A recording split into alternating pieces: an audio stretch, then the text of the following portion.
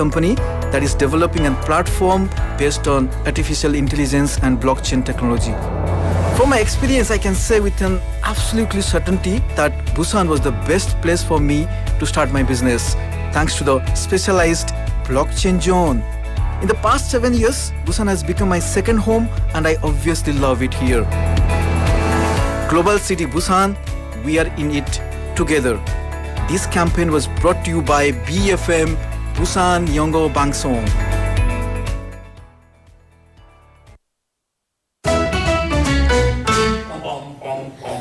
Want to be a friend of BFM 부산영어방송? You can chat with BFM through our Kakao Talk service.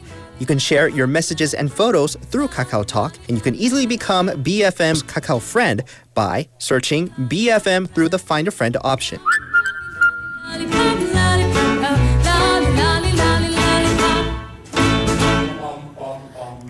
Come share and chat with us at BFM anytime, anywhere for free.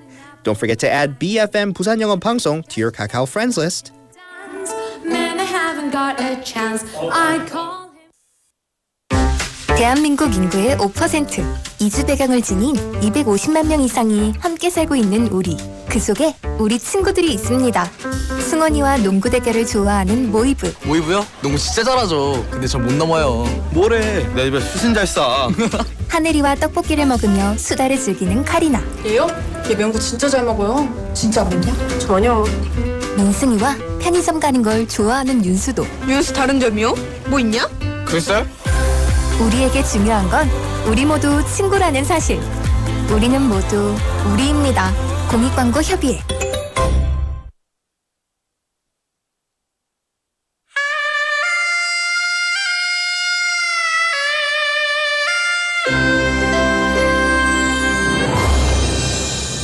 The time is now 2 o'clock.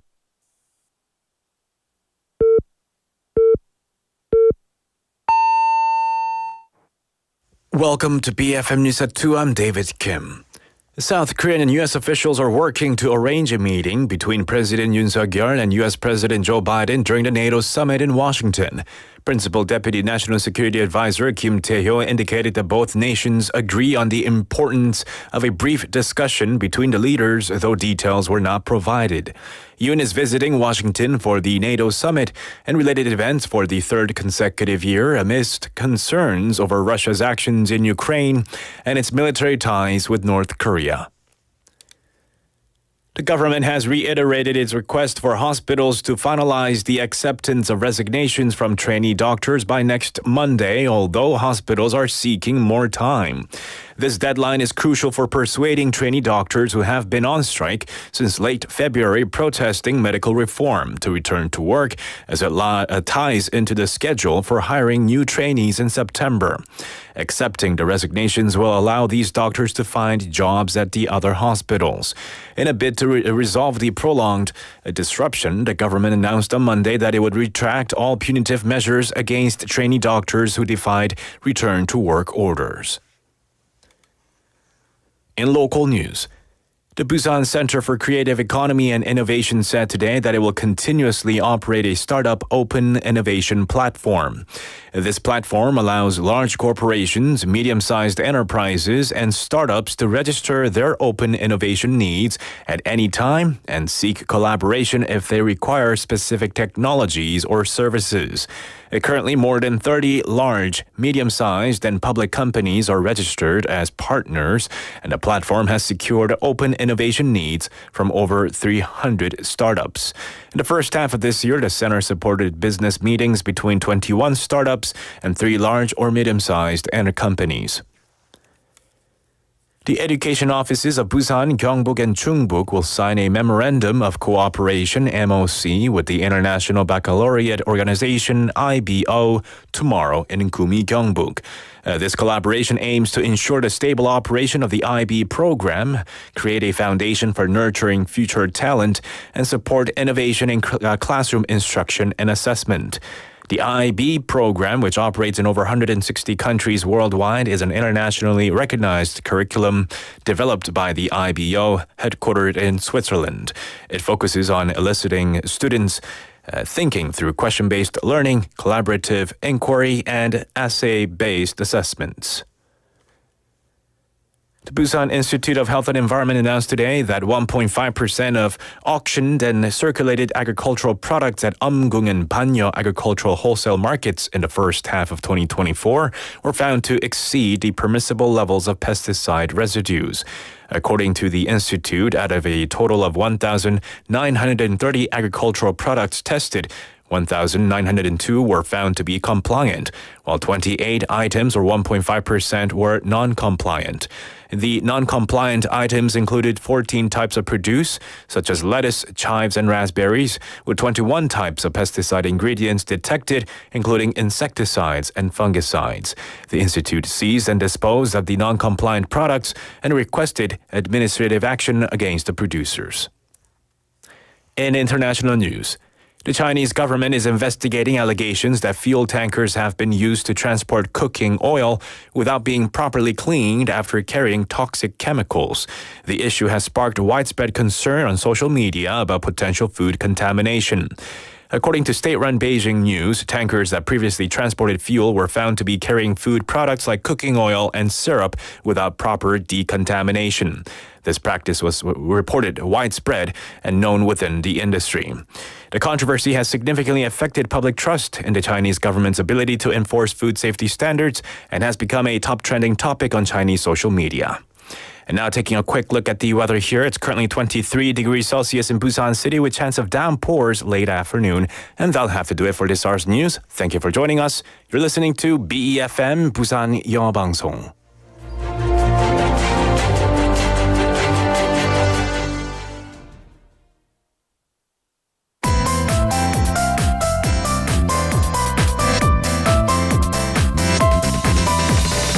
Your best choice. BEFM Busan 영어방송. Coming up next is 2 p.m. Reboot with Casey McKeever. BEFM Busan 영어방송.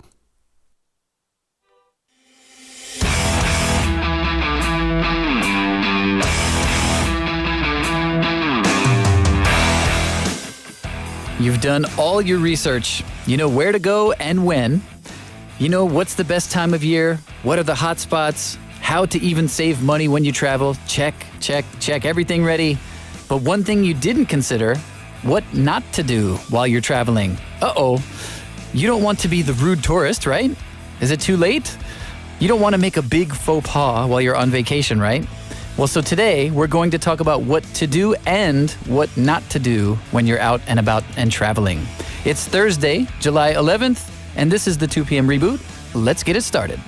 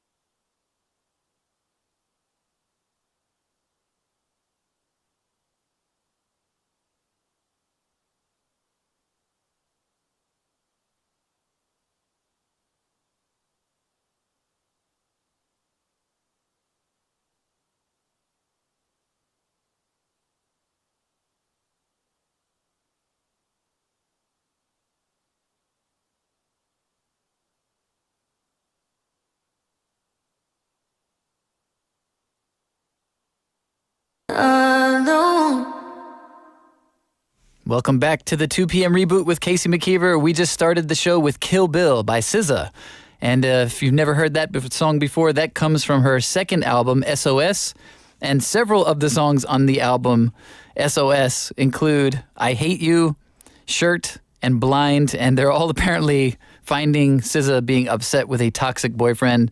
But Kill Bill takes it to another level. They've broken up, and SZA is especially enraged. So she wanted to get rid of her ex and his new girlfriend, thus the title Kill Bill.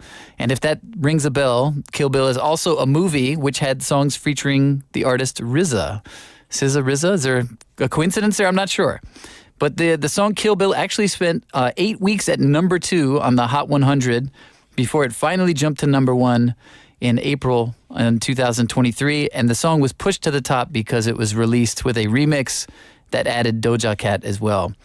SZA actually performed the song at the Grammy Awards this year, joined by some impressive swordswomen who definitely were dressed like they were in the movie Kill Bill. And the song was actually up for Song of the Year and Record of the Year, but lost to What I Was Made For, or What Was I Made For by Billie Eilish and Flowers by Miley Cyrus. So it was close. Maybe the next time she'll get it. We're coming to you live in the studio in Busan on this Thursday afternoon. We're here at BEFM 90.5 here in Busan and 103.3 FM in Gijang, Jeongwan, and Noksan areas. We're also on in Seoul at TBS EFM 101.3 FM and in Gwangju at GFN 98.7 FM. Thank you so much for joining us on this Thursday, wherever you might be at today. I hope the weather's good for you. I just heard some news about possible rain again. Man, I was enjoying the no rain break. It's been going for most of the day today, so I'm hoping that sticks around for a bit. Yes, I've had enough rain for a day. You know, it's nice to have a little bit of a break, right? If you want, you can join us on YouTube. All you have to do is search BEFM or Busan영어방송, and we will be streaming right there. I'll give you a wave. Hi, that's me. And I do want to let you know there is a music copyright issue. So when we switch to the music, we do not stream it on YouTube. We have to mute it, and we do apologize for that inconvenience. However, we do have the show, of course, completely uninterrupted on FM radio. And if you go to the App Store on your smartphone, you can download our smartphone app. Just search BEFM or 부산영어방송. You can download the app there. You can contact us as well. And you can listen to the show in its entirety wherever you go. So that's pretty cool. We've got a lot coming up on the show today in hour number 1. First up, we've got Hot Off the Press. We'll have 2 new songs that have been recently released. And we'll give you some information about the artist and the song itself. And also, oh yeah, today's Thursday. Sweet. So we've got Cheryl coming in. She'll be in for Parenting 101, and she always brings in some interesting topics to help us be better parents. But I think it applies to just more than that. I think it also applies to any kind of relationship where you have to be considerate of other people. So I always like learning from Cheryl on Thursdays. And in hour number 2, we've got our daily list. Today's topic, we're going to talk about being a good tourist. So I've got a list of places today that are actually travel destinations that want tourists to stay away because I guess tourists have made too many problems in those places. So it's a warning list. You can still go to these places, but if you do, perhaps be on your best behavior. Try not to disturb what they've got going on there because people live, in these places all year long, and then they might be very particular at certain times of the year. And the locals are like, I've had it with these tourists. So I'll give you a list of places that you should carefully consider before you travel to. And today is the Thursday, so we're going to have Inside Korea for today. We're going to talk about some stories about Korean culture, Korean events, Korean news. One of those actually related to tourists here in Korea causing a little bit of trouble. So the good news to know about, because you don't want to make problems when you're traveling to a country.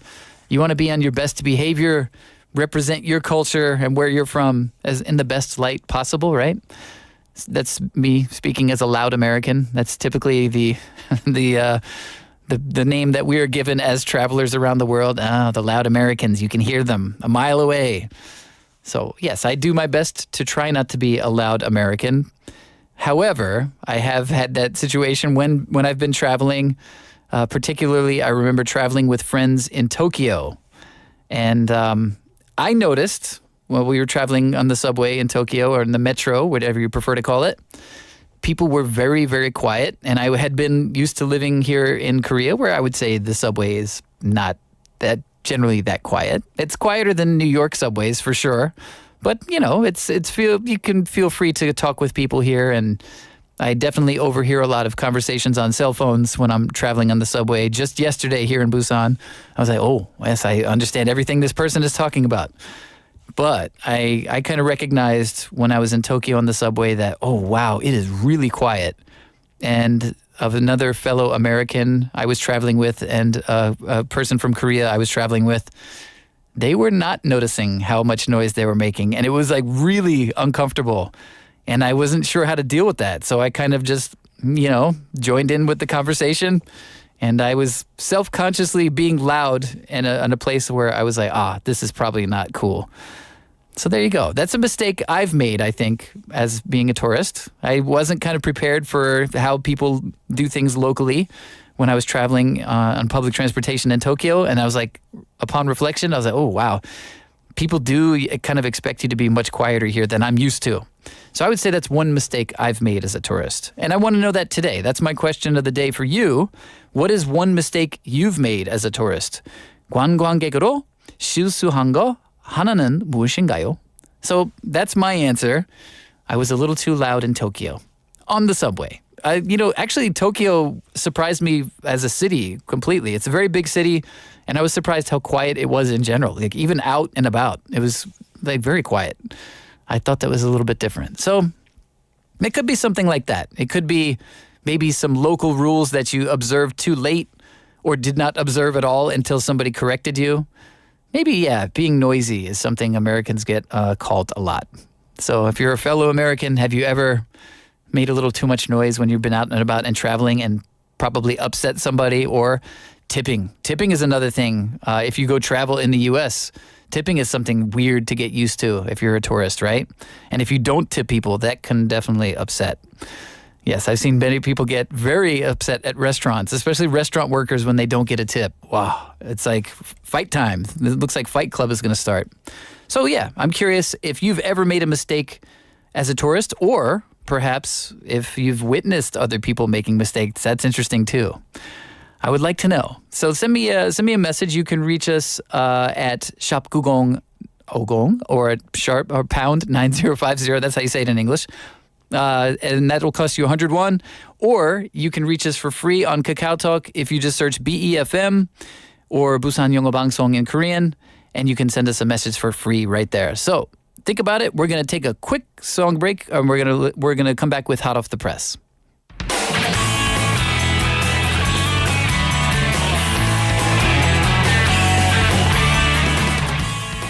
Okay, now it's time for Hot Off the Press. I got all fired up about being a tourist and making mistakes. So today, we do this every day, of course, Monday through Friday. We're going to bring you 2 new songs today that have recently been released.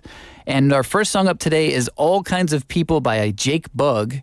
Jake Bugg is an English singer-songwriter. He shared another track from his 6th studio album, and he said, "We all have our struggles. In British culture, we don't really talk to anyone about that. You need to talk about these things with the people you love. We have to try and help each other because there's not much help out there." The 30-year-old English singer-songwriter will actually support Liam Gallagher at an event in Malta on September 22nd, having played a string of shows with the former Oasis vocalist Liam Gallagher and John Squire, who were touring together earlier in the year. And for our second song for today, we've got This Is the Sound of Your Voice by Snow Patrol.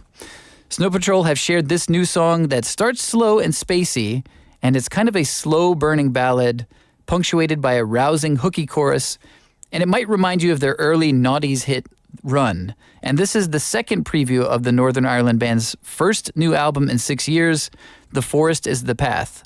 That album's due to come out on September 13th, and the band is now a trio featuring Gary Lightbody, Nathan Connolly, and Johnny McDade, and Snow Patrol has previously teased the record with their first single, The Beginning. So our 2 songs for Hot Off the Press for today, we've got All Kinds of People by Jake Bugg, followed by This Is the Sound of Your Voice by Snow Patrol.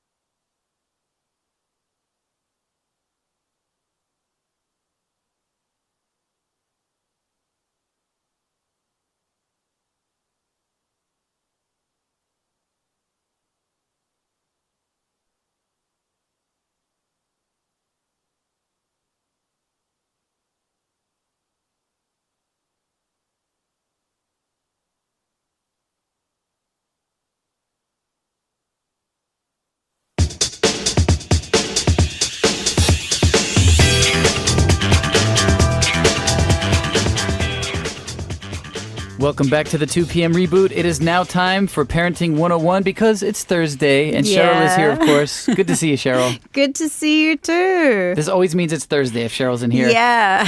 And sometimes she brings me food. She takes care of me. She gives me advice on how, what to do with my kids. I love it. This is a great experience for me. So thanks for being here. Oh, fantastic. I love coming in. Good. Yeah. Yeah. I hope you have fun in here too because I do. So I absolutely do. Okay.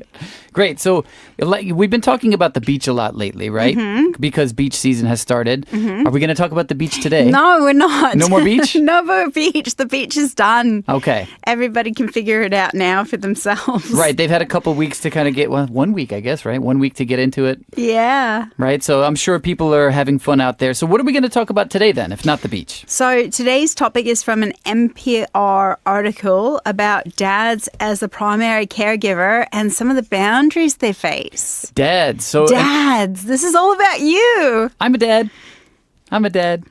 Yay. Yeah. Round of applause to all dads out there because, dads in a lot of cases might have to do more work than they traditionally did perhaps 50 years ago. Things have changed. Oh, so much. Oh, absolutely. What, like 1950s, 1960s, dad went out to work, mum looked after the kids, Right. took care of the house chores. Dad came home, had dinner, sat in front of the TV. Right. Not much caregiving way back when. No, for sure. And that was certainly the case with my family. My mom, she definitely took care of us the most. It was definitely not an equal balance. But I feel like that's changed a lot. Maybe not for every family, of course. There are many different types of families around the world. Absolutely. But I feel largely dads have a little bit more responsibility as a caregiver than they used to. I agree. I really think so. Although my husband, I think he was afraid of my daughter when she was a baby. Really? So until she was able to really talk and play and do stuff, Right. he didn't spend as much time with her. It was kind of my job. But now they're always together. Right. Inseparable. Yeah. They're good now. Perhaps just kind of reflecting upon my own experience as a dad. Maybe one thing that, this is kind of based on gender roles that are taught by society, but men are not encouraged to have a lot of playtime with baby dolls, for example. And then when you're suddenly confronted with a real live baby Yeah. right in front of you, I certainly had this fear of I do not want to damage this human being. I don't know what I'm doing. Yeah. So perhaps your husband had some of that as well. I think so. Yeah. I really think so. And it's interesting because according to a recent study of dads around the world, led by the nonprofit Equimundo, which promotes gender equality, it was found that while men are doing a greater share of unpaid care work, they also face great barriers like a lack of structural support, gender stereotypes. So like you were saying, boys don't traditionally have a lot of childcare experience. On purpose. On purpose, yeah. Purposely, hey, that baby doll is not for you. Put Yeah. that, right? Here's your truck or here's your gun. Not even that. Like Western society, Yeah. most first jobs, especially for girls, are babysitting. Ah, right. I didn't even think about that. That's actually a real world experience preparing you for how to deal with a baby. Exactly. Or a young one, at least. Right. Whereas men typically, I would say, are probably not encouraged to even do that kind of work. No, not really. I think it's hard for men to kind of find that type of job when they're teens as well. Right. And again, this is like you said, gender stereotypes is kind of like things that are expected of the female gender and things that are expected of the male gender. And by the way, these are not, depends on what culture you're from as well. A lot of these are not as cut and dry as you might think they are around the world. Just because it's one way in your country, Exactly. it doesn't apply, equally all over the world. Yeah. Thus, Equimundo. Yes. I'm guessing equal world. It sounds like Spanish to me. So the idea of this nonprofit is to promote gender equality, which is a tricky issue. There are a lot of controversial discussions related to gender, not just in Korea these days, but in many countries. So I'm curious. So when they were doing the survey, was this a large survey? How many fathers did they survey? So the study entitled State of the World's Fathers surveyed nearly 12,000 people across 17 countries.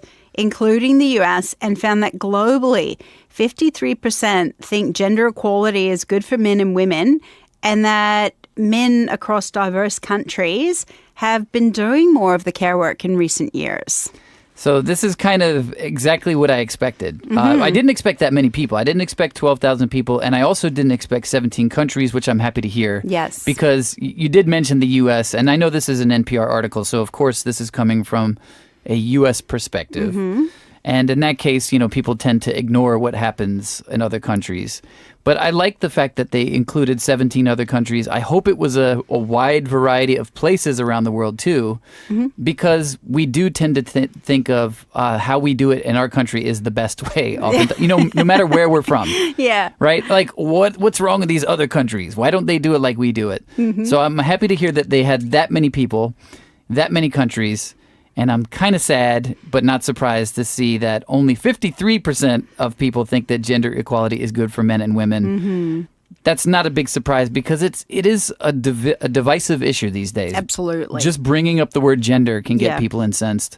So the fact that half of people think that gender equality is not good for men and women is not surprising to me. So if that is kind of a given these days, why even do this study? Why is this study so important to do? So according to the article, the study is very important because balancing caregivers has many emotional and financial payoffs. Okay. One finding of the study is that people who are satisfied with how involved they are in raising their children are 1.5 times as likely to agree with the statement, I am the person I always wanted to be, and also are more likely to feel a sense of gratitude.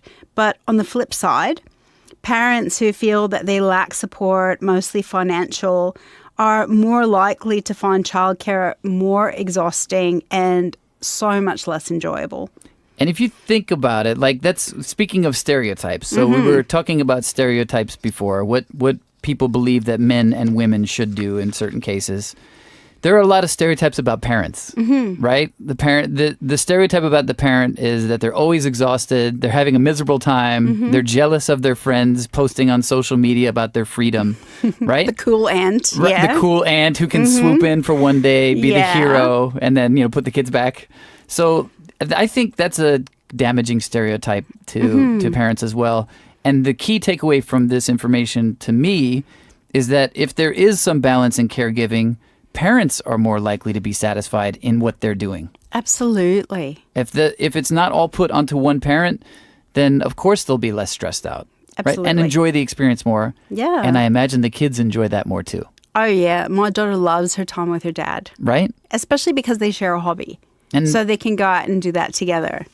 And I imagine that a lot of times they don't even need to express it how much, but you can see it. Oh, absolutely. Right. You can see it in their faces. Right. So this is like something that it might seem like common sense, but still not every family is blessed with having that situation where both parents are equally involved, right? And you just made me, I don't know, I had the Cats in the Cradle, that song in my mind. I was thinking about the dad who's like... brilliant song. I love it. Right? So the good thing for your family is your husband's not going to have that song playing in the back of his head No, as his daughter gets older. absolutely not. Good, because it's such a sad song.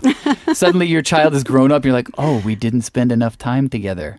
And I think that's another stereotype about dads, right? Like that dads aren't there enough. Interesting.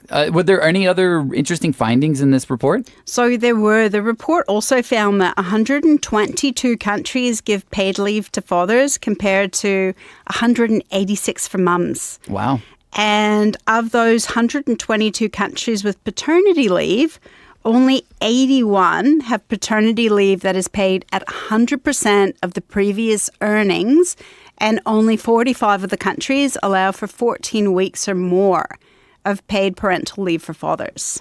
Okay, so I'm going to tell you what I'm surprised by about these numbers. I'm actually surprised that it's that high, that 122 countries give any kind of paid leave to fathers. Being an American here, being from the United States, that concept is like foreign to me. The fact that anybody would like, oh, you had a child, you're the father, oh, you should stay home too. That just doesn't register for me, which is sad. So I'm actually impressed that 122 countries have this idea that, oh, you know what? You deserve to have time with your child as well. And I'm also surprised that it's that many for mothers. Yeah. 186 countries agree Mm-hmm. that mothers should have paid leave when they have a child. I'm fascinated by, I want to know which countries, of course, and that's too many to go through. But of course, we live in Korea, so I'm curious, what is the situation here in Korea? So Korea actually has some of the longest parental leave. Say what? Yeah, but according to a recent article in the Korean Herald, only 28.5% of fathers took leave in 2022. Now that sounds sad.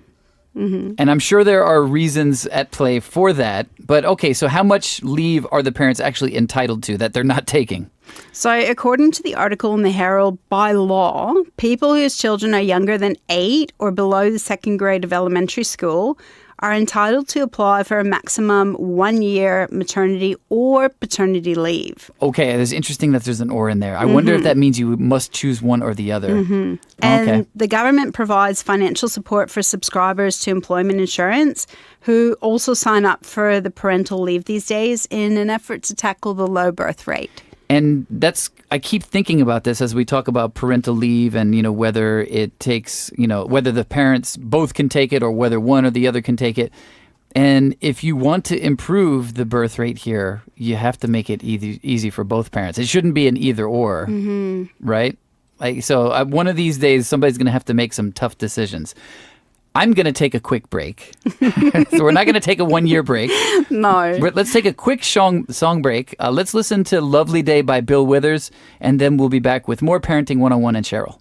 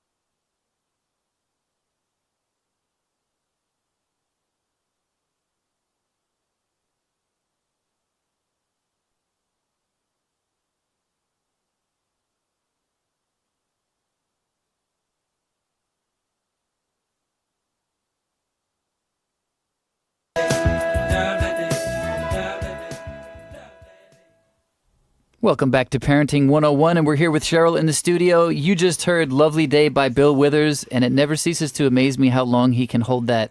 That's not auto-tune you just heard there. That wasn't, he actually had to do that live in the studio. That's amazing. Amazing breath control. But that's not what we're here to talk about today. We're actually talking about dads. Yeah. Right? And Dads. thank you for bringing this up because I feel like I don't get to talk about this very much with people. Mm-hmm. And there are things that I think that dads should know. One of them being you are entitled to parental leave in Korea. Yeah. And I never even considered taking that. Whether I knew it or not, I just felt like it wasn't feasible. Mm-hmm. You know, there was financial worries, like if I stop working, So I'm curious, did you actually get to experience this for yourself? Did you take time off? So my daughter was born almost 13 years ago, and things were quite different back then. Right. So even though I was entitled to maternity leave, the place I worked at the time couldn't allow me to have it. So Wait a minute. I was... I'm going to stop you 1 second right there. Yeah. I'm going to stop you 1 second. They couldn't or they didn't? They couldn't. Interesting. Interesting turn of phrase there. So they couldn't allow you to take your maternity leave that you were entitled to. Exactly. So I was back at work about 2 weeks after my daughter was born. And it was luckily before the annual vacation period. So the place that I worked at the time allowed me 2 months of regular vacation as maternity leave. So it was a kind of compromise. Kind of, yeah. But also it was good timing. So if that timing hadn't have worked out, it wouldn't have been feasible. I would have been in trouble. Right. Yeah. And that's, you know what? And I think that's something that you obviously have faced. And I think a lot of parents probably here have also faced. It's like, I know that I can take this time in theory. But then when you actually maybe ask for it or try to negotiate for it, suddenly, well, we can't do that. Well, this is the interesting thing. According to the article, the percentage of those taking parental leave worked for large companies with 300 plus employees. Okay. So at the time where I was working, there were only about 8 employees in the department I was working in. Okay. So they couldn't give me time off without someone having to cover whatever I was supposed to be doing. That frustrates me. That frustrates me. Because what that means is like the playing field is not equal. And we were talking about this survey from Equimundo. Right, Equimundo, yes, which yes. the idea of that word is equal world, right? Or an equal society, I imagine, is what they're aiming for there. And that's a perfect example.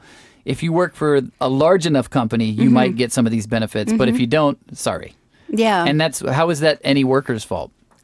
It's difficult. Well, Yeah. you've got 2 babies. Yep. There's sleep deprivation. I got shingles. I got shingles. I wasn't sleeping so much. I got Oh, shingles when we had our goodness. first child. And when we had our son, I had shingles. And fortunately, the timing, like yours, it was during a summer vacation. So I was able to stay home, but I had shingles because I Yeah. couldn't sleep. So fortunately, my mom was able to come to Korea and help out a lot. And if she hadn't been, I think my wife would still be beating me up right now. She was just like so frustrated.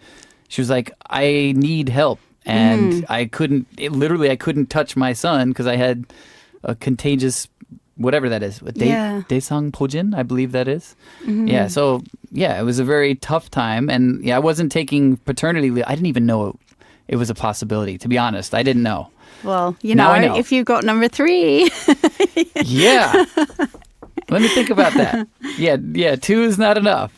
But okay, so we're talking about this survey and the results in a report that they released about this survey, right? So are there other findings about this? So we're talking a lot about whether you are entitled to paternity leave or maternity leave and whether people actually take it or not.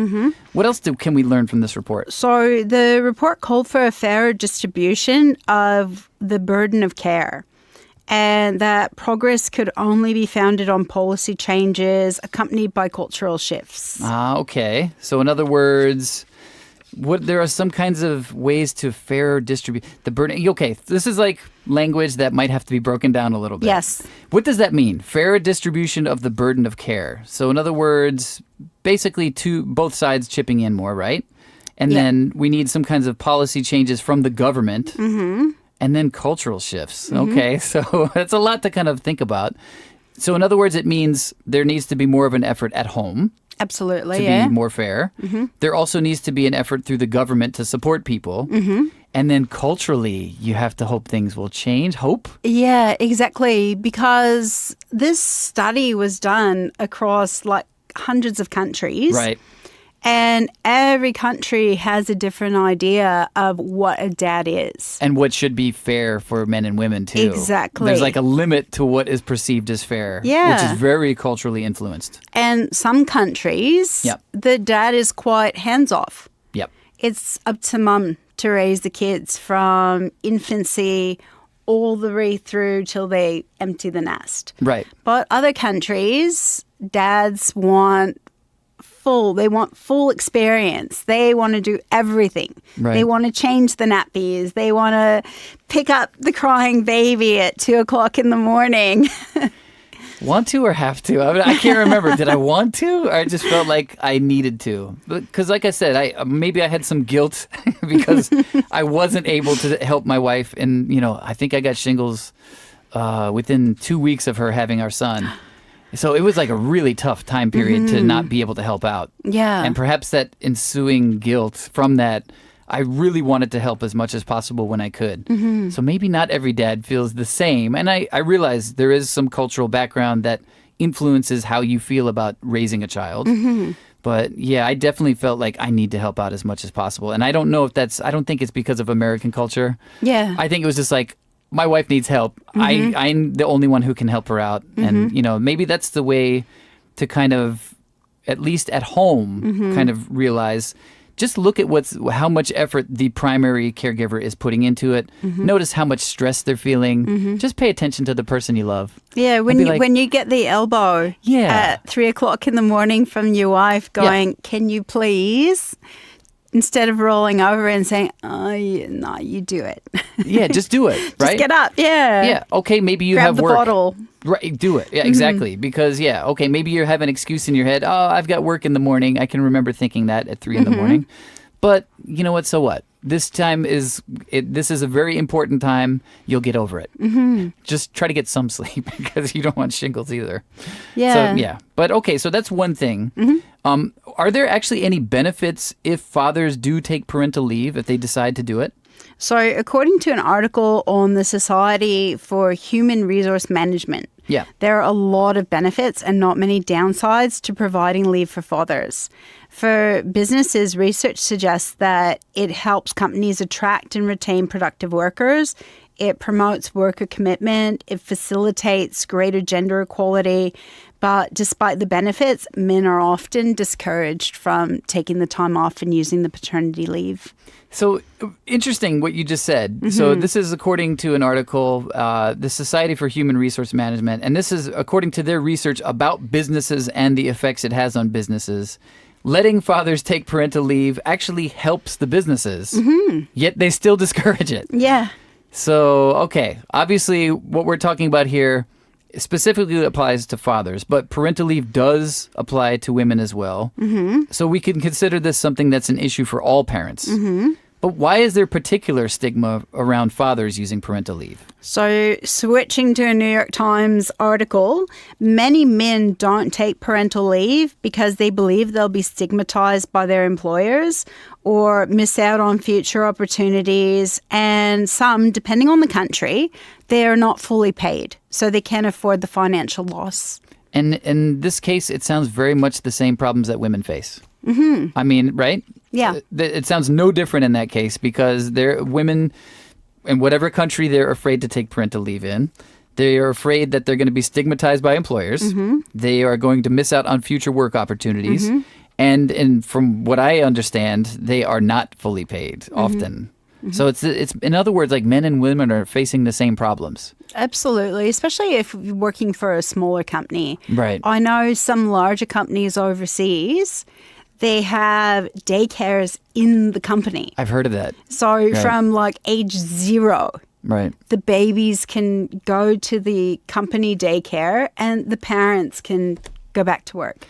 That seems like a very common sense solution. If a birth rate decline were an issue in a country, let's say, if you were to make sure it were easier for parents to be near their children so that they could work, Yeah. right? And then, because one of the biggest issues why parents can't have children is because they can't give up their job, Yeah. right? Yeah. But if you were to make sure in some manner that there were some way to keep the children close to the parents during the work time, then that would be so many problems solved. The child gets sick, the parent's right there. Yeah. There's no exactly. travel distance, right? There's no time considerations.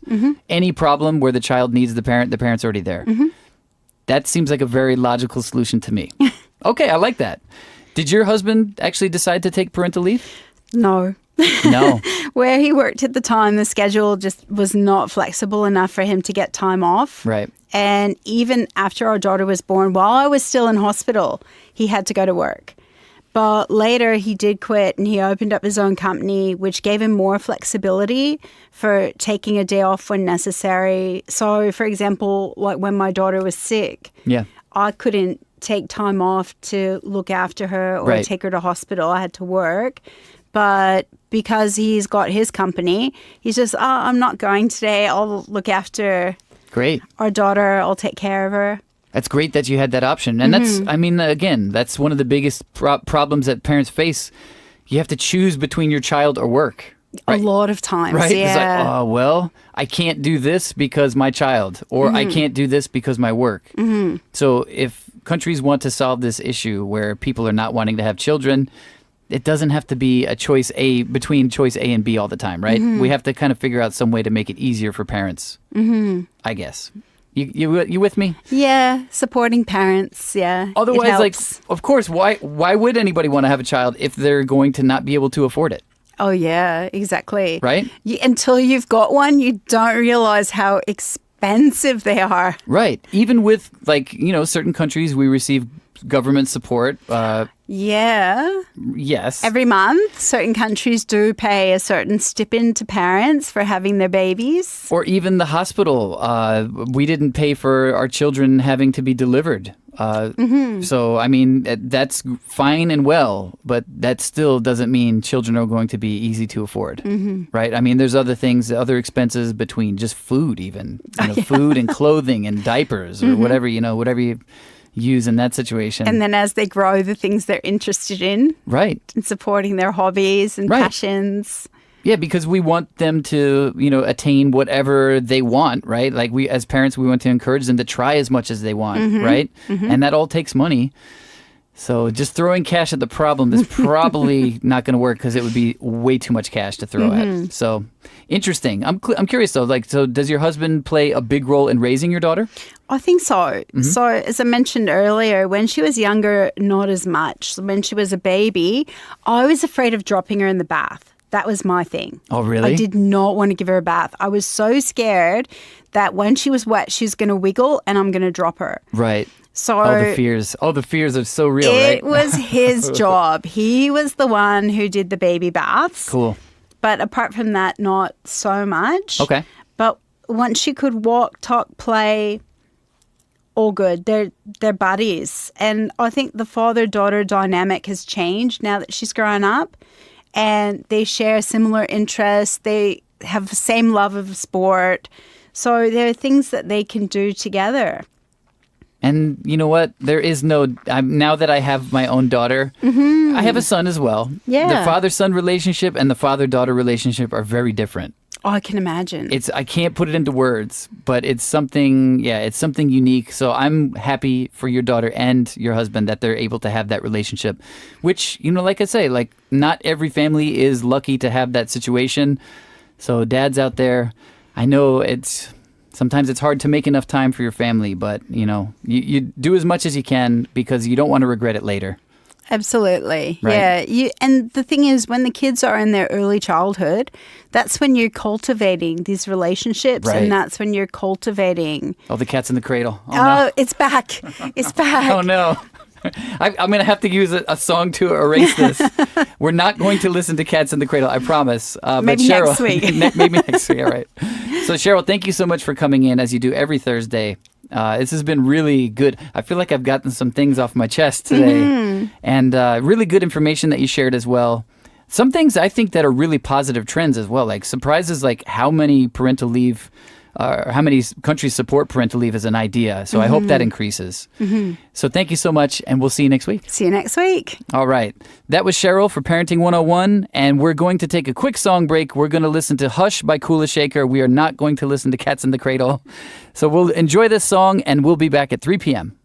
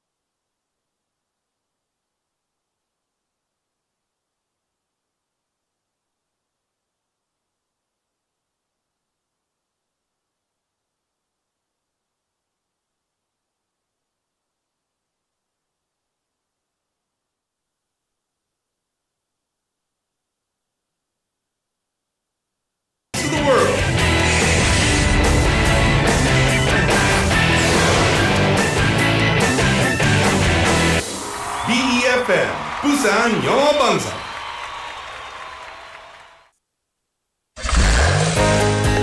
혹시 지금 운전 중이신가요? 어린이 교통사고 피해자 수는 지난 3년 평균 약 9만 명. 특히 어린이 보호구역 안전 기준이 강화된 이후에도 어린이 보호구역 내 사고는 지속적으로 발생하고 있습니다. 스쿨존에서는 반드시 시속 30km 이하 서행, 스쿨존 내 불법 주정차 금지, 차량 출발 전 앞뒤 좌우 살피는 습관으로 어린이가 안전한 도시를 만듭니다. 참, 운전 중 휴대전화 사용은 모두에게 위험합니다. 우리 모두를 위한 교통안전, 나부터 실천하면 모두가 안전해집니다. 어린이가 안전하게 뛰어놀 수 있는 부산. 아이 키우기 좋은 도시는 우리 모두의 미래이자 희망입니다. 이 캠페인은 어린이가 안전한 부산을 만드는 은행, B&K 부산은행과 함께합니다.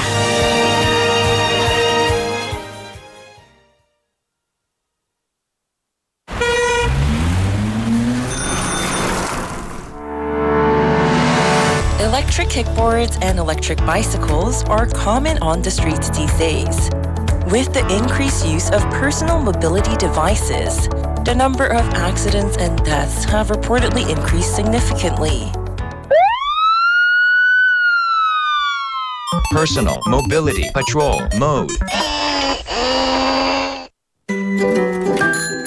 I don't need to wear a safety helmet because I'm only riding a short distance. Wear a safety helmet. When you drive your personal mobility devices, you have to wear a safety helmet. Hey, I rented an electric kickboard. Let's ride it together. Okay, you drive in the front, I'll get in the back. Follow the number of passengers.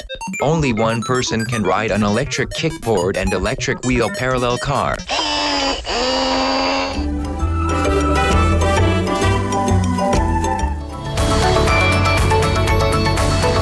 Follow the rules of personal mobility devices and drive safely. This campaign is brought to you by BEFM 부산영어방송.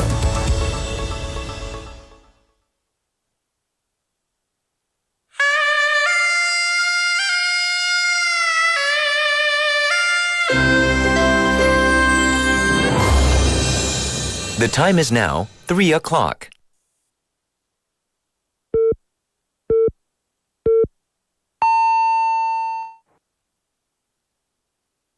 Everything's gonna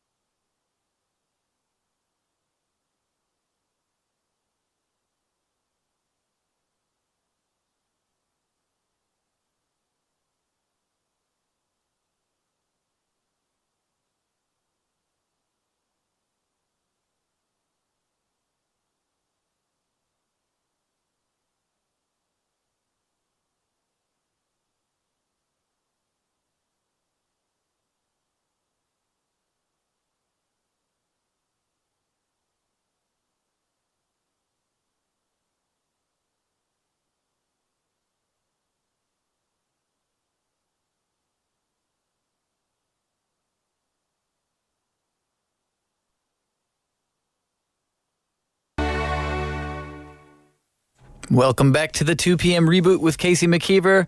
We just kicked off the second hour of the show with Everything's Gonna Be Alright by Sweetbox. That's a nice way to start the second hour, right? That song was released in October 1997 as the second single from their debut album, Sweetbox. And this was the only album that had the American singer Tina Harris as the group's frontwoman. Everything's Gonna Be Alright was the most successful song of Sweetbox worldwide, and the song has actually a sample of Johann Sebastian Bach's Air on the G string from Suite Number 3. Okay, that's a long title. If you knew that one already, good for you. I didn't know that one. Welcome back to the program, everybody. You're listening to us here at BEFM 90.5 in Busan and 103.3 FM in the Gijang, Jeongwon, and Noksan areas. In Seoul, we're broadcasting on TBS EFM 101.3 FM. And in Gwangju, we're on 98.7 GFN FM. And also, we've got a lot coming up in hour number 2 for you still. We've got the daily list. We're going to talk about places that you should maybe reconsider because they don't want tourists. They want tourists to stay away. And also, we've got Inside Korea because today's Thursday. We're going to look at some stories that are happening in Korea, some news, some events, some culture. And we're talking a lot about tourism and perhaps not being the best tourists, and there's actually an issue here with tourists in Korea doing some things that making the police making their jobs a little bit difficult. I'll say it that way. So we'll talk about that a little bit, and of course today we've got our perfect playlist. This week the theme has been cover songs, so we've got 2 great cover songs coming up as well at the perfect playlist at the end of the show today. And my question today was, you personally, what's one mistake that you've made as a tourist? And I shared my being the typical loud American on the Tokyo subway. Shameful, right? And I got some messages as well that I'd like to share. Jin says, one mistake I made as a tourist was I wore a sleeveless shirt when I visited the Temple of Dawn in Bangkok. Okay. So yes, not dressing appropriately. Jin, where are you from? That's another thing that Americans commonly get corrected for, let's say, dressing inappropriately while traveling to other countries. I can definitely spot American tourists when I'm out, traveling around the world. Usually you can tell by how people are dressed. But, that's probably every country. You kind of, people kind of have similar dress codes, similar things that are acceptable to wear in certain places. And then when you go outside of what your normal is, you might find yourself being suddenly inappropriate. And I have not actually been to Bangkok or Thailand yet. I would love to go, and thanks for the warning. Do not wear a sleeveless shirt. I don't think you'll probably catch me wearing any sleeveless shirts anytime soon anyway, but just good to know because it's probably, it gets very warm in Thailand as I understand. So thank you for sharing. And, of course you didn't know. How did you feel when you made that mistake? Did you feel kind of silly? Did you feel like, well, I didn't know? Or how was I supposed to know? Did you feel guilty? I'm curious because sometimes I feel like, I should have known better. Choi Hee-suk Nim saying, it was not my story, but my friend saw a fight with Korean travelers about tips in a cafe in Paris. Yeah, I mentioned tipping before. If you do travel to the United States, you might be surprised how often people expect tips. And then, a lot of people are familiar with the idea of tipping culture, so then it gets confusing when you go to Europe. Well, do they expect tips at a cafe? Do they expect tips at a restaurant? Is it already included in the bill? And sometimes it's worth kind of checking into that before you go somewhere so you don't upset any restaurateurs or waiters, right? You don't want to do that because they're working hard. But yeah, that's good. It's good to know before you go. So thank you for the message there. And I can imagine people fighting about tips. I've seen it. I've seen it plenty of times in my own life. One more message I wanted to share. It was about actually Cheryl's segment. H. Nim saying on the tube, I always find it interesting and useful, Cheryl's segment. As a mom of an 8-year-old son, my son just turned 7. Oh, well, yes, recently. Yes, just turned 7. So I'm in the same boat as you. Every time Cheryl comes in, I'm like, what can you teach me today? I need to know. There's a lot of things I need to know as a parent. But also, I think a lot of the things that we talk about, you can apply to other relationships as well. We were talking about, just sharing responsibilities with Cheryl when we were talking about, equality. If you live in a household with more than one person, do your fair share of the responsibilities around the house, and it makes a better situation for everybody, right? So I think it's not just about children in a lot of cases. I think you can apply these kinds of ideas all over the place. So thank you so much for your messages. If you want to send us a message here, you can reach us at shop 9050 or pound 9050 for 101. You can reach us for free on Kakao Talk if you just search BEFM or 부산영어방송. You can find us, add us, send us a message. And of course, we have our very own smartphone app. If you go to the App Store on your phone, search BEFM or 부산영어방송 now. You can download the app, you can log in, leave us some comments, listen to us wherever you want to go. Sounds good? Sounds good to me. So we're going to take a quick song break. We're going to listen to Shallow by Pentatonics, and then we'll be back with our daily list.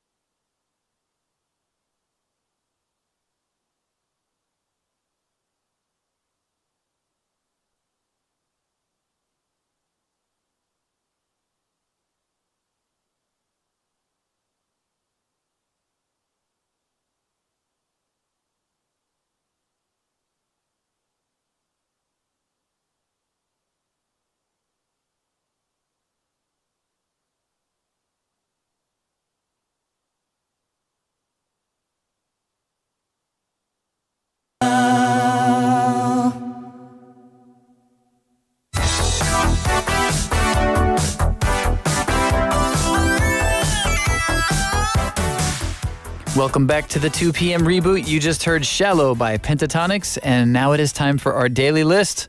Today's daily list is good news for you because you might be traveling soon, I'm assuming. A lot of people are traveling these days. I just had some visitors come to Busan myself for a couple weeks. A lot of people are out and about looking to go to new places. So this is good news to know.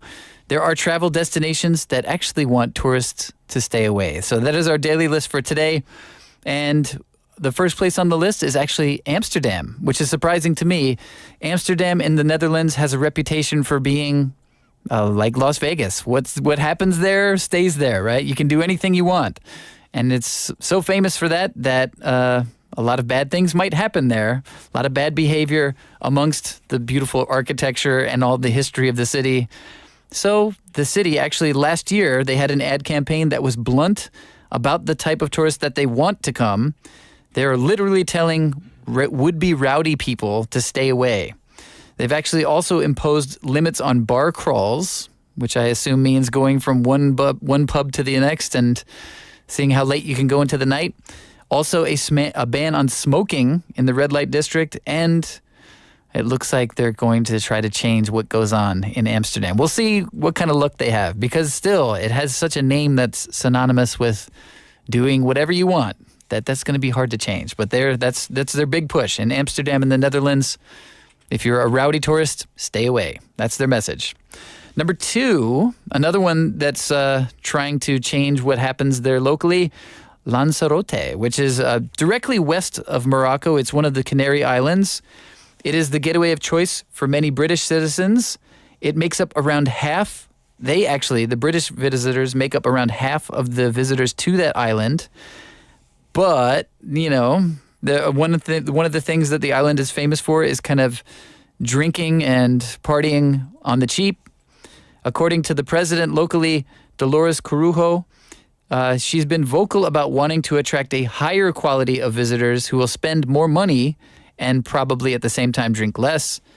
The island declared itself a tourist-saturated area early last year, even though there was a quick backlash to that from some tourist representatives. So, again, it's a little hard to change what people have gotten used to, but the island of Lanzarote is also trying to change who goes there and what they do. Another one on the list is Bali in Indonesia. This is a popular destination that is trying to, put some measures forth to deal with some unruly behavior. It's an area of natural beauty, so-called land of the gods. It's been a tourist attraction for a long time, but it's also gained a reputation for a little bit of excess and some bad behavior. So the Indonesian government is currently debating whether to introduce a tourist tax as it looks to kind of improve the quality of visitors and reduce the quantity. And if they do this, this will, probably be an interesting time to see, because they're still trying to recover from the pandemic, effects of the economy for their tourism as well. So we'll see if that actually goes through or not. But Bali might be looking to change who goes there as well. Next up, we've got Venice, Italy. A lot of people, Venice, I think, has been in the news. Perhaps you've heard about it because it has been overrun to the point where the fragile waterways kind of can't keep up with, especially bigger tourist boats and ships that have tried to go through the area. There are also narrow streets to get through as well. And the infrastructure is pretty old there. So they did introduce a tourist tax initially slated for last year, but they pushed it back to an unspecified date in 2024. So we'll see if that actually goes into effect over the summer. But Venice is going to tax you. That's the idea. They're going to tax you if you show up, so you'll pay for the damage that you caused to the city. Next on the list, we've got Barcelona, Spain. And this was one we actually talked about recently on a Monday with Andrew. He came in to talk about this. They have a new slogan in Barcelona, which basically equates to no more tourism. And you might be thinking, well, why? Barcelona is supposed to be like an amazing city with amazing sights to see. Just even if you think about architecture alone, it's just a fun city to walk around. There's a massive beach there. There's, of course, great food and all-night parties. But they've actually reached their limit. According to the city, in 2022, they actually took steps to reduce the number of visitors, cracking down on the size of tour groups, and also introducing noise restrictions, among other measures. The city's mayor has also stated that tourism is a great challenge in Barcelona and will be looking to further limit the numbers of people there, basically to improve the lifestyle for the locals who live there all year long. Next on the list, we've got Bhutan. And one way, if you want to get people to not come, charge for it. So what they've done there is to actually start a daily tourist visa of $200, which would be, I guess these days with the exchange, more than 20만 원, right? 20만 원, right? More, 이상. So this is what basically it's a mountain kingdom directly south of China. If you're not sure where it's at, when they wanted to reopen after the pandemic, they decided to introduce what they called a sustainable development fee. And it is a beautiful place. So if you want to go there, you're going to have to pay for it. I mean, there's stunning monasteries, the Himalayan landscape. It's a beautiful place, but we'll have to see if people decide whether it's worth it or not to pay for $200 a day. Next on the list, we've got Santorini in Greece. And a lot of people, if I just say the name Santorini, do you picture those like little white buildings on the island? I mean, that's the image that immediately comes to mind, right? So if you're familiar, it's basically an island in Greece that attracts 2 million visitors annually. If you're not familiar, just type in Santorini and you'll see what I'm talking about. This is like these cute little white buildings dotting all over the island. But the problem they've had, the year-round population is only around 10,000 people. So when you get 2 million people over the course of a year, that's a little bit much, right? So what they started doing there was in 2019, they imposed restrictions such as on the cruise passengers that could be there per day. They kept it at 8,000 per day, which still sounds like way too much to me. And an interesting one to enforce, they decided to impose a restriction on tourists weighing over 100 kilograms. You're no longer able to ride a donkey. I wonder if they've actually been enforcing that or not. But okay, good luck with that, Santorini. Number 8. Next on the list, we've got the Amalfi Coast, which is close by in Italy. And they've done something innovative. In 2022, the Amalfi Coast took the measure of imposing a number plate system to keep track of the number of visitors there. So under the new rules, if you have a car with a number plate ending in an odd number, you're allowed to access the coast on one day. And if you have a number plate ending in an even number, you are allowed to access the coast on the next day. Of course, if you're a local resident or public transportation, you don't have to follow those rules. This is for tourists only. And they actually made the list of 2023 for photos list of places to avoid visiting thanks to its problem with over-tourism. So I wonder if that's working out for them. Has the plate system solved anything? That's been tried in other cities as well to kind of deal with the too much traffic throughout the city. Next on the list, we've got Machu Picchu, a place I hope to see someday. But does Peru want us to go see it? Well, apparently maybe not. If you're a visitor to Machu Picchu, you can only enter during one of 2 designated time slots, and they limit the time you can spend at the top at the Citadel, the very famous part that you see pictures of. The limit is 4 hours, and if you're hiking up, the limit, they'll give you an extra 2. So for your walking time, I assume. But apparently a lot of people do overstay their visit. They say the visitor numbers increased by 700% between 1980 and today, and it's done a lot of environmental and cultural damage just by people walking in the area. So, of course, they have to take some steps to prevent that damage, right? Otherwise, will there be left to see there? That's the whole thing, right? You want to see what people made long, long ago, but it's falling to pieces. Next up, we've got Thailand. And so I did mention Bangkok. One of the listeners mentioned earlier, if you go to Bangkok, make sure you wear the appropriate dress. But also, if you're going to Thailand, beware, they are trying to get away from mass tourism, and this started in 2017. They started a new marketing strategy focused on the value of experiences over value for money. So there again, this is a kind of a similar theme we're seeing in a lot of these places. Thailand was kind of known as a budget destination to kind of party and live how you don't live where you are from. And they're trying to change the quality of the visitors who are coming. So since that time, they've actually banned boats from Maya Bay, which is a popular beauty spot on the Phi Phi Islands. The effort there is to actually restore the nature of the local area because that's why you want to go there to begin with.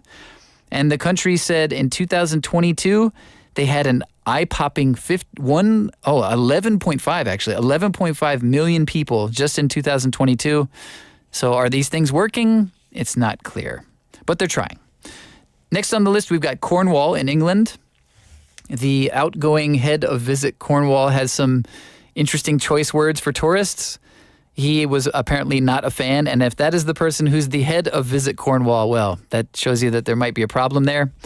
If you're not familiar, Cornwall is in England's southernmost county, and there are a lot of beaches and small towns in the area, and the local residents have complained of a housing crisis caused by a lot of people having short-let holiday homes for tourists. So in other words, if you want to live there full year, the prices for buying a home have gone up too high because people are renting out and holding onto properties for the tourists instead. That's an issue happening in other places as well. Last on the list, we've got Japan, which Japan, obviously, I think, kind of well-known tourist destination. They welcome millions of visitors every year. But the country's tourism ministry announced that visitor numbers in 2023 were back to 96% of what they were in 2019 before the pandemic. And that was a very quick rise and led to a strain on infrastructure such as transport services. So even though they were used to those numbers before the pandemic, I think the sudden surge has been a little bit too much. So Japan has a plan to combat the impact of over-tourism, and they hope to nudge tourists in the direction of 11 model destinations as alternative places for visitors to explore, besides places perhaps like Tokyo. So that is our list of places that are not exactly looking for tourists today, and that will do it for today's Daily List. Let's take a quick song break. We're going to listen to Faith by Galantis and Dolly Parton, and then we'll be back with Inside Korea.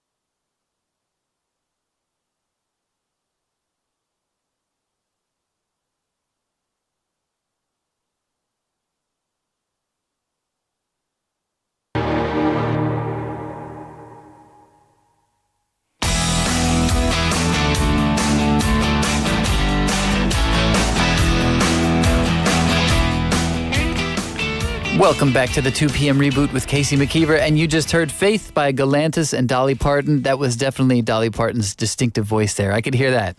Now it is time for Inside Korea, and today we're talking about stories about Korea, of course, but one of them related to tourism and when tourists make problems in a location.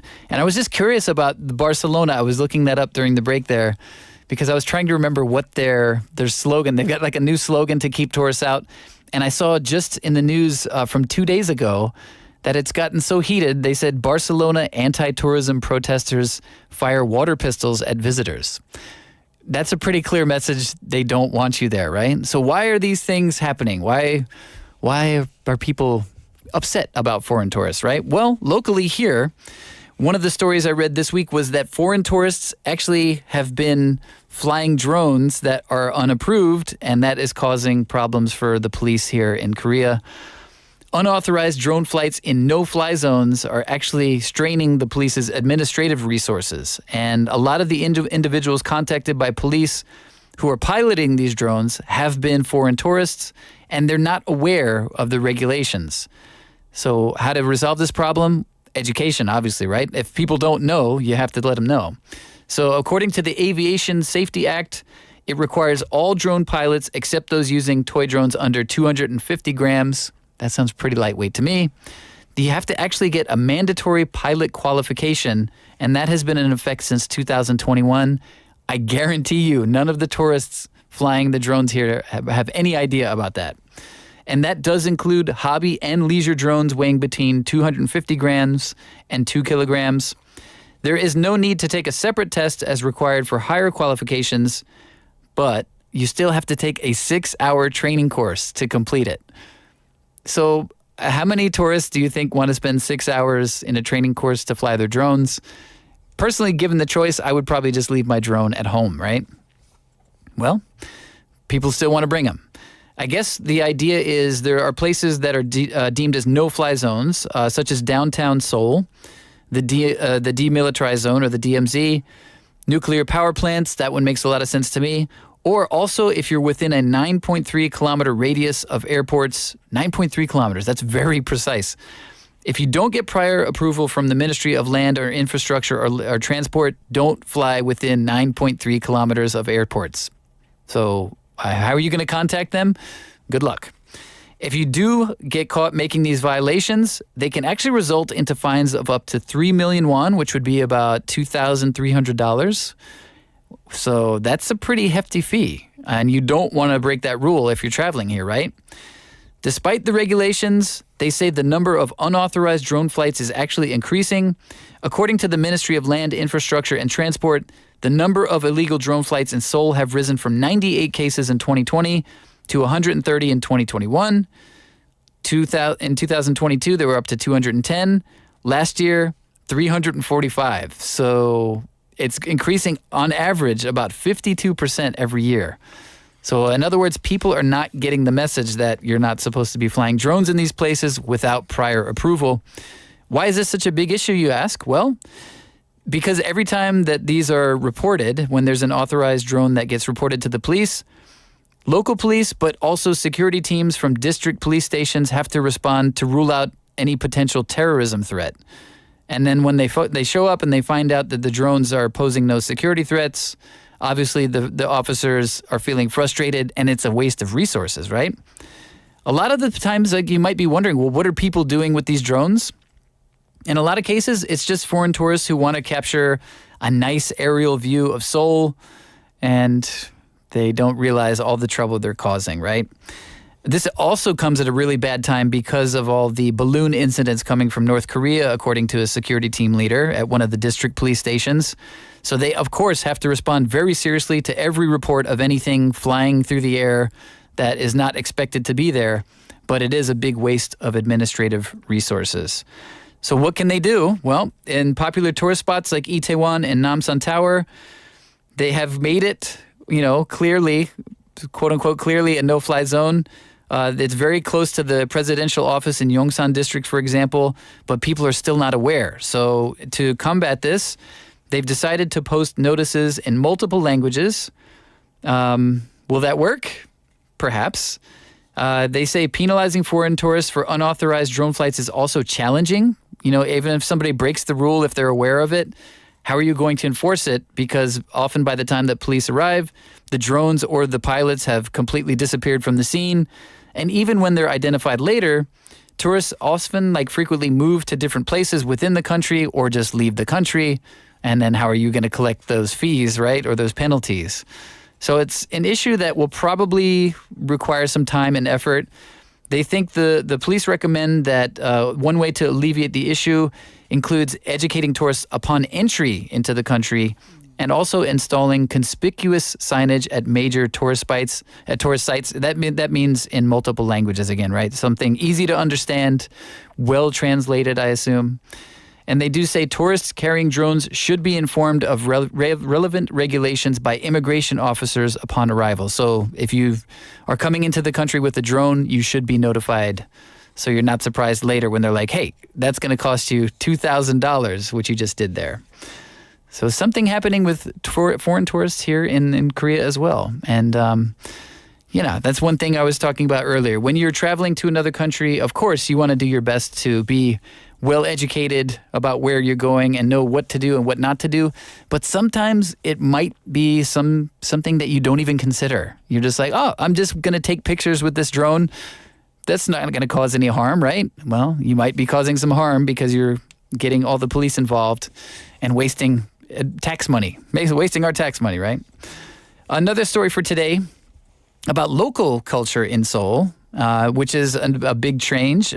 Seoul lights are apparently showing off where they live by subway exit. So there's something called exit feel. This is a new term to me, but this apparently came up a few years ago. Luxury car owners coined the term exit feel to describe the satisfaction that they got from the attention they receive when they step out of an expensive vehicle. And the term gained popularity among those who favored imported cars over domestic ones for the perceived prestige of them. Such comments such as only German cars provide true exit feel, or supercars offer the ultimate exit luxury, far surpassing leased cars. These became common terms that people would bandy about. While flaunting wealth here was probably once viewed negatively, it's now often admired, and this is a big cultural change and also further intensifies materialism. So there's been a recent post that said, this was a social media post, true exit feel comes from subway stations, not cars, and that was shared on an online community space last month and sparked considerable discussion. According to the author, who pays attention to someone getting out of a German car these days? On the other hand, if you get off at Dogok Station, people glance at you wondering, ooh, does that person live here? So this is the new exit feel. If you exit the right subway station, you're basically going to get jealousy. And people are enjoying this feeling. A lot of other posts kind of echoed the idea saying, Cheongdam Station has great exit luxury.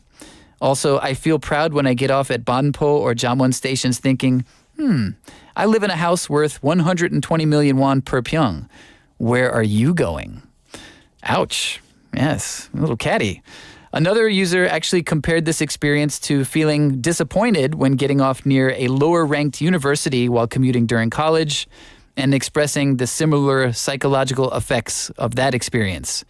So this is all comparison by class, right? And the concept of this superiority of the Gangnam region has actually been a persistent source of controversy. Just last October, the Gangnam district office faced some backlash for using phrases like, the buildings are shiny and there are many people. It feels expensive. How could that go wrong? Well, it did.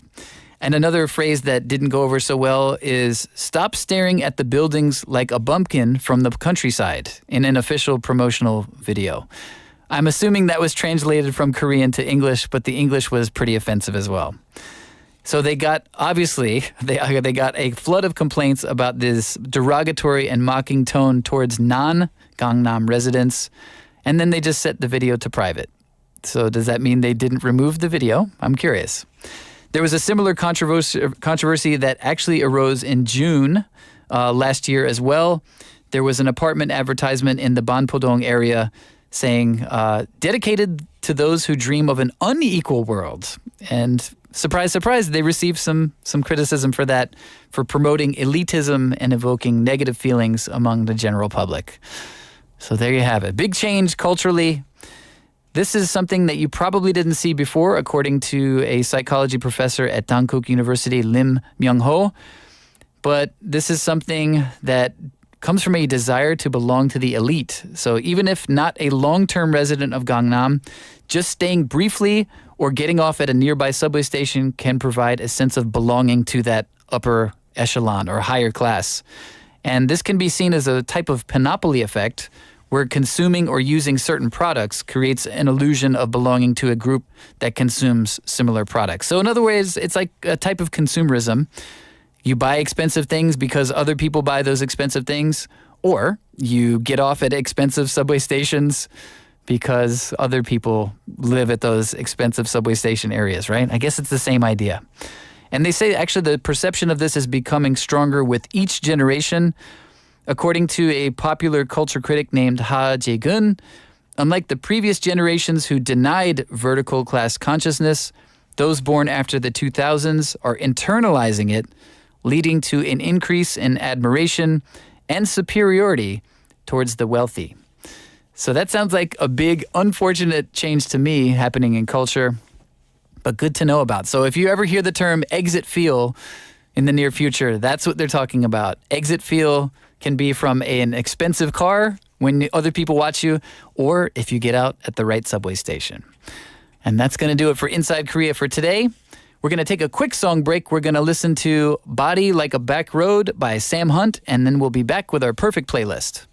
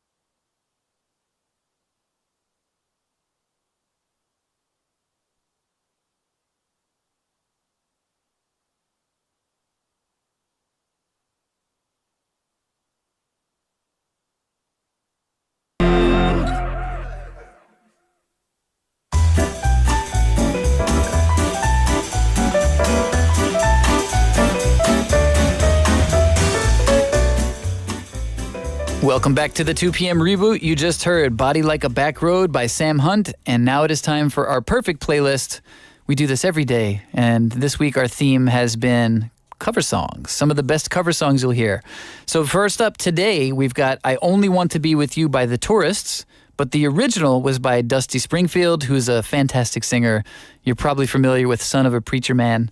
The Tourists actually covered this song in 1979, and it accomplishes the near impossible task of making the Dusty Springfield hit actually more joyful and wide-eyed than it already was. That's hard to pull off when you're doing a cover song, right? This was also the first indication that the singer, who you might be familiar with, Annie Lennox, was going to be something special. This was her first band, maybe before the Eurythmics. So the Tourist version of this song actually also managed to match the number 4 peak of the 1963 Dusty Springfield original version. So it was successful, and it was a good cover. That's like, what else can you ask for in a cover song, right? Our second song for today is You've Got a Friend by James Taylor. This song was originally done by Carole King, and Carole King is somebody you should actually hope to have as a friend that you could be so supportive with. She actually wrote You've Got a Friend after James Taylor sang, I've seen lonely times when I could not find a friend on his song, Fire and Rain. That's pretty cool, right? So she listened to his song, listened to his lyrics, and she's like, okay, I'll be your friend. You've got a friend right here. So and King actually intended to keep the song for herself and her very famous, well-known album, Tapestry, but she did allow Taylor to cover the song, and his version actually became the biggest hit of his career. So it's weird how that comes about that way, right? And it's kind of two friends going back and forth writing songs, and one friend decides, hey, I'm going to cover that song you wrote for me, and then has a huge hit with it. I guess you can never tell, right? So really interesting today. We've got our first song, I Only Want to Be With You by The Tourists, and You've Got a Friend by James Taylor.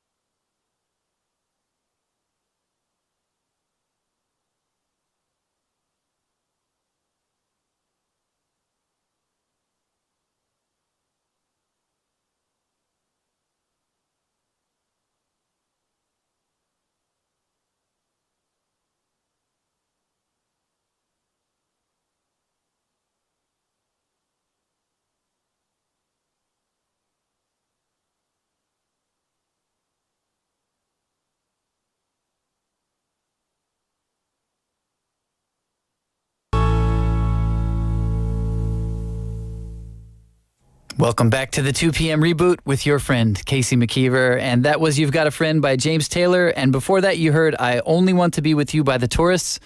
Both songs I'm well familiar with, but I actually was not familiar with either of these cover versions. So that was really interesting for me. I hope you enjoyed that as well. And now it is time to wrap up the show for today. I've always been I've loved today. Today's a great day. It's Thursday. I'm happy to be here. Thank you so much for joining me. We're going to play one last song. We're going to have Shout by Tears for Fears. Of course, we'll be back at 2:05 p.m. tomorrow. And stick around for Your Busan.